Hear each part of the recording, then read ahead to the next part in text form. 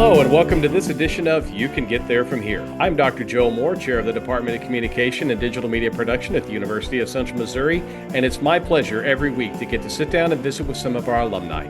We talk to those who got their master's degrees here in our program. We talk to some who got their bachelor's in digital media production, others who study communication studies.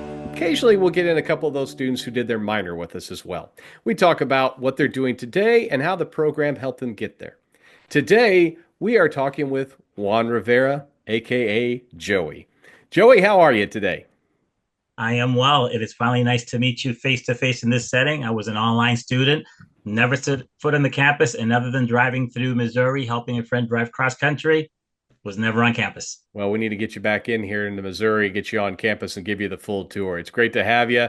We were talking before we came on that we were together in 2018 in you said qualitative research? Is that right? Qualitative research studies, yes. Qualitative research studies. So that was some time ago, and I can't remember the last time I taught qualitative research studies. So you were one of my last, probably. Give us a little bit of your background, Joey, and tell us, what you did, where you're from, your school journey up to here, and then we'll pivot then and talk a little bit about what you've been doing since then. Okay, so born in Puerto Rico. When I was 4, my parents moved to the Northeast, town of Framingham, which is 20 minutes west of Boston. And I went to a technical high school. Those are common in the Northeast, where you can not only study college prep or AP classes, but you also learn a trade. So I learned electrical there. And I didn't know the term back then, but I was a lifelong learner. During lunchtime in the cafeteria, me and the athletes, I played sports, football and basketball. We talk about different things. They'd always ask me, what would you like to do in the future? And that question would go around, and I'd say, I don't know how I'm going to pull it off, but I'd like to be able to do a bunch of different things. So thankfully, I was able to be in the trade for 15 years, got a master's electrician license. I was a firefighter EMT full time for 10, and then met my wife when I relocated to California. I still miss the Northeast culture. I don't miss the cold winters. So I like being here. So in California, I live in Visalia, which is 45 minutes south of Fresno. I'm right in the Central Valley, about 2 hours from the coast. When I moved here, I worked in the electrical trade for 1 year, and I realized that as much as I like to trade, I realized it's taxing on the body. And because I love learning, my wife said, "You're a pretty smart guy. Go back to school." So I enrolled at um, College of Sequoias Junior College, and I transferred to Fresno State, received my degree in English education with an emphasis in communication. I never thought that would be my emphasis. When you're an English education major here in the California State University system, if you're an education major, then you have to pick some strands. So I could have picked from literature or linguistics or theater or journalism. And I just thought, let me not focus on literature. I want to focus on something else. So I was required to take 6 communication classes. And I liked it because it took me away from traditional literature, and it helped me expand my thinking more into a social scientist is what I liked about it. So I graduated from there. I went into a 1 year credential program, Fresno Pacific University, teaching credential program. Then I began teaching English at the high school level. And while I was finishing my clear credential, I enrolled at UCM for my master's in speech communication. Pretty long journey, right? So then after that, I worked for 7 years, high school English teacher. I decided to pivot, work with adults. So I found a job as a trades division manager for a private junior college. So I oversee the faculty of 3 trades: electrical, maintenance technology, and HVAC. So I am thankful because of all my learning, I'm able to have one foot in the trades. I still like the trades, have one foot in the academics. If UCM had an online EDD, I would be at UCM again. Unfortunately, they don't. So I'm at the University of the Cumberlands. I just began the program this week. I'm already loving the reading. It's in educational leadership. So one class is leadership practice and theory. The other class is learning and adulthood. So where that would take me, I don't know. But funny thing about me, other than my marriage, I've been married 15 years now. That's the longest thing I've done. My first electrical job was 7 years, second 7 years, fire department 10 years. I went back to school. I was a teacher for 7 years. Now I have a new job. So I just love learning. That's amazing. And you skipped over one, and I'm guessing you probably did it because they're the competition. You got your ed specialist at Northwest Missouri State, right? I did. And if UCM had an specialist in an area that I liked, I would have come right back to UCM because I loved, even though again it was online, I just loved the learning. I loved the professors there, and I enjoyed my time there greatly. Well, you get done with that EDD, and what was it Dr. Phil always said? I have more degrees than a thermostat. So Exactly. And even though I remember saying this back in 2015, when I graduated from Fresno Pacific, the teacher credential program, I had to do an exit portfolio. I had to talk about myself. And one of my first sentences says something along the lines of, I am enjoying my journey. I've had three different careers, but if I have a chance to do something else, it's not that I don't want to teach, I will. So thankfully, I pivoted and I'm doing something else. And maybe in 7 years, I'll be doing something else. well, you're out there in California. How did you find out about the University of Central Missouri and our online master's program? So once I am very highly motivated. So even as an undergrad, I Sounds like started it. Yeah. yeah. So as an undergrad, I started looking around, and I went back as an older student. When I went back to college, I was 41 years old.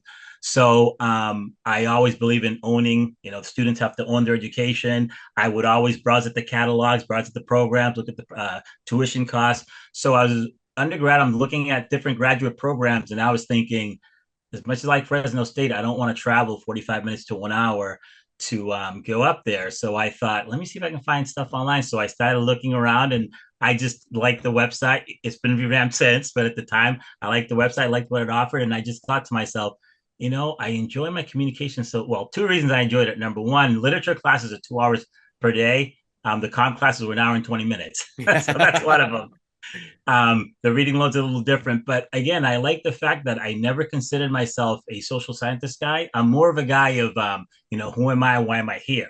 And good literature can answer those questions. Of course, if you're religious, the first question is, who is God? Who am I? Why am I here? But when I took the comm classes, the six that I was required to take as an undergrad, I just liked that my mind was thinking differently. It was differently. I just felt as though I was more of a sociologist just because of what I was reading. So through that journey and doing my research, I thought, that seems like a very good school. I'm going to try it out, and I'm glad I did.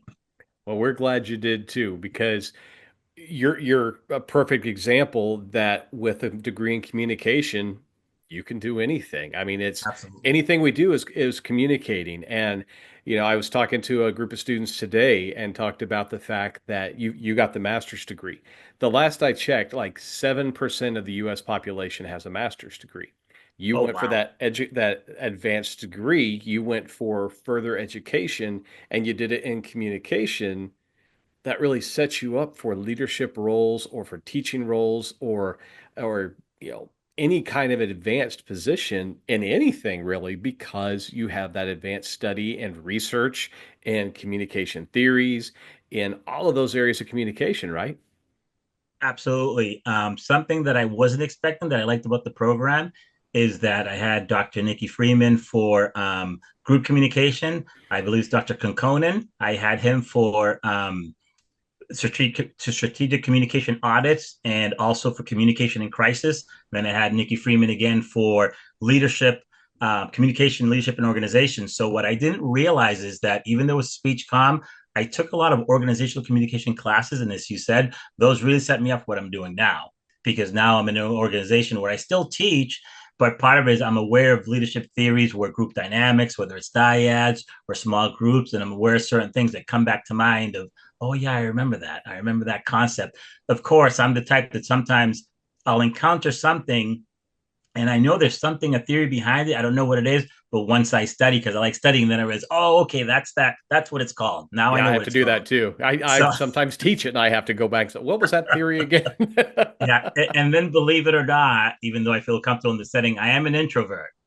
So I've learned to be extroverted. I wasn't an introvert in the sense that I wouldn't speak to anybody. I just like being away. I used to like creating the lessons and that's the part that I liked. Of course, I could deliver them. So sometimes my students in high school would say, "So are you like faking it? Are you like not real?" And I said, "No, no, this is just the role I play. So I've learned to do it well."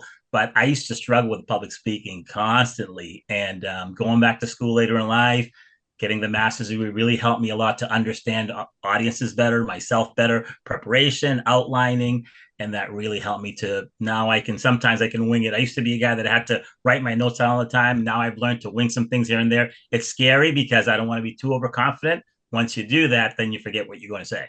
Absolutely. You're right. I've Been in that situation many, many times. So regularly then in your teaching and now in the education, the further education you're getting, you're pulling in the communication lessons that you got while working on your master's degree. Yeah. Absolutely. Oddly enough, the leadership and theory class that I'm taking, all these theories that I'm reading about, I did that with Dr. Nikki Freeman. So they're coming back to mind, whether it's a path goal theory, that leadership, whether it's strategic, whether it's trait theory. I'm reading, I'm thinking, oh, I wrote my research on that. Dr. Freeman was my advisor, and I think my title was in my research leadership and communication in K through 12 schools or K through 12 classrooms. And I did it from a leadership perspective. So as I'm in this course right now, it's all coming back to mind of, yeah, I now the key is to not look at my former research and look at it and then plagiarize, right? I can't do that. So a lot of it's coming back to me. So you've already talked about that you're a lifelong learner, and I love to hear that. I think that's what a lot of our students need to recognize is whatever field you go into, you're going to be constantly learning. You're going to be constantly trying to grow and gain new knowledge, especially in our communication field when you think about all the different channels and how the technology changed and the way we present those messages. But what else is it that drives you? What is your why? Is it just you don't like not knowing? Is it you're always looking for the next opportunity? What is it that motivates you? That's a great question. I'm very intrinsically motivated, but I just like knowing things. When I went back to school, I would I would take the required courses or an elective, and I think, oh, it'd be great to major in that. But I couldn't because my time was limited. So, and I'm going to jump the gun here. Young students, what I tell students is you have all the time in the world. So if you want to double a triple major or take elective course in this area, do it because it's just great to know certain things, and you just never know will they come back. I think back to Steve Jobs, right? He says that even though he dropped out of college, he took that one calligraphy class at school, and that's what set the pattern for the Mac for all the fonts, right? So yeah, my thing is I just I love lifelong learning. If I could be a professional college student and somebody would pay me for that, I do that, but I can't do that. My wife wouldn't like that either. But that's my why. I just enjoy learning. There was And of course, and then the application, right? Then I like the learning, and then let me apply it in the field, and that's where I like, okay, let me try a new job and the excitement of that, and then thinking, okay, I think I want to do something else now. As one of my principals would say, I understand now that I have more years behind me than I do ahead of me. So that's why I have to be strategic. When I went back to school, I thought about, okay, I don't have all that time. I went back at 41. So what is it I want to do? I need to know. Young students don't have that. They have all the time in the world to learn anything they want to learn and then move on from there. So that's my why. Yeah, you talk about being a professional student. You've heard of it. There's a movie, I think there's like three of them called The Librarian. Noah Yes, Wiley. I've heard. Yeah. I've seen the first one. It's a great movie. I mean, kind of cheesy, but it's a good movie. He's somebody who's gone back to school over and over and over to get degrees until like the dean of students finally says, "Look, you got to drop out. You're done. We don't have any more to teach you. Go do something." So you are currently working on that EDD. What's next for Joey Rivera? What's next? So what's next is hopefully I can my goal is to complete it in 26 months to about 30 months because I was able to transfer credits from the EDS from Northwest Missouri State. I was able to transfer about 18 credits. So hopefully finish that up, and then I don't know what's next. That's the exciting part. I'm at this private college now teaching, leading 7 to 8 faculty, helping with curriculum. Sometimes I have to go into the classroom, which I do enjoy doing that when I have to do that. But I, as much as I like learning, I also like not knowing. I'm strategic about my learning, but I also like, let's see where this goes. Cool. I like that. So the last question I have then, and you touched on this a minute ago, is for those current students and for potential students who might be thinking about UCM. Give your pitch for why a potential student should choose UCM, either for their undergrad or for their master's degree. And for current students, what advice would you have for them as they're wrapping up their college experience and getting ready for the world?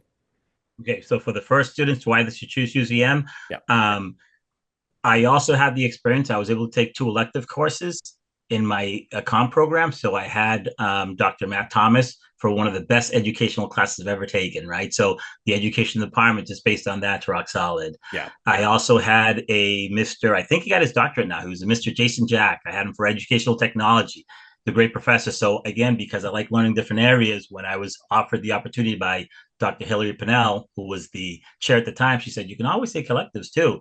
So when I took those two courses, it just, I realized, man, every professor I've had is great. And those are two different departments. So for students who are thinking of choosing it, you'll have professors who care for you. Remember, I was an online student who, this is my first face-to-face encounter with one of my professors, and I have great things to say about it. So I imagine that in person, it must be even better. Now, what I did enjoy about your classes is you're one of the few, maybe the only one, you would record your lectures from your in-class session, and then we could watch them. Yeah. I don't know that anybody else did that. So that was pretty neat. It felt like being in the classroom. So again, for students looking at to go to UCM, I worked with 3 different departments, and all professors are great there. The other question was, give me the other question again. Advice for a current student. For current students, okay, so I was not a traditional student, right? I went back at 41. I was already married. Not that I had figured out who I was, but I pretty much knew myself well. Well, for current students, I would advise them to get involved in all sorts of activities, clubs, make connections with your professors, make connections that'll be lifelong, enjoy different activities. One of the things that even though I was an older student, I took a group communication class at Fresno State, and the professor set it up so that she assigned you to one group where it was a fun group and you can do different activities. And then the other group was more of a study group to accomplish group projects. So with the fun groups, I was able to do things like the Student Union Center, at a bowling alley, Fresno State, different restaurants, different activities. So for current students, take advantage of all those things that are there that maybe you minimize and you think it's no big deal. Take advantage of all that, enjoy all that, make all the connections, learn all you can from your professors, from each other.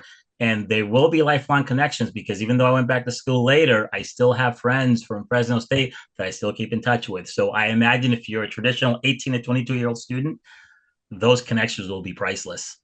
Well, Joey, I'm glad that we got to be a part of your journey. I mean, you've been to 4 universities, studying at different levels, and we're proud that we got to be a part of it. You're doing some amazing stuff. I'm excited. You got to stay in touch. I'm excited to see, as you're going through this EDD process, what's next, where you go next. I could see you being the first person on Mars or something. I mean, all the things that you're capable of and you're thinking about, that would be great. So thanks for being on today and sharing with us. You're welcome. How about this to close it up? How about maybe one day I'll be the president of UCM? That would be all right too. That could happen too. You never know. And then you'll finally get to step on campus and check it out. Exactly. Thank you, Joey. I appreciate you. You're welcome. Thank you very much. And thanks all of you for tuning in. Remember, you can catch every episode on our YouTube channel through the UCM Media Network. That's youtube.com/UCMMN. You can also listen on Spotify. Special thanks to Jake Megger for creating our theme music. And again, this is Dr. Joe Moore reminding you, you can get there from here. Have a great day.